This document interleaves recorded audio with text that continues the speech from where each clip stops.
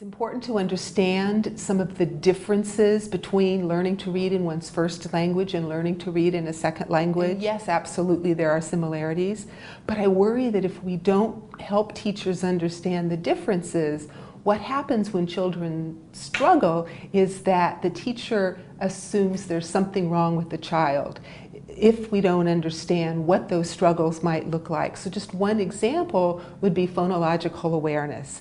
If you are doing phonological awareness activities in English, and English not as your first language, there are going to be sounds, most likely, that aren't in your first language.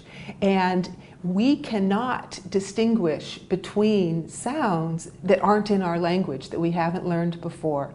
What that means is the teacher needs to be aware of that on the one hand, so that she can provide more explicit instruction in those sounds to help the child learn to distinguish them, but also, and probably even more importantly, so that the teacher doesn't misunderstand why the student is confused and think that the child has problems with phonological awareness when in fact that's not the case.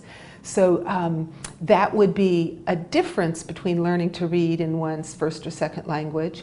That also, by the way, is something important to understand that's a characteristic of students with learning disabilities, that's also a characteristic of students acquiring a second language, that it's important to understand.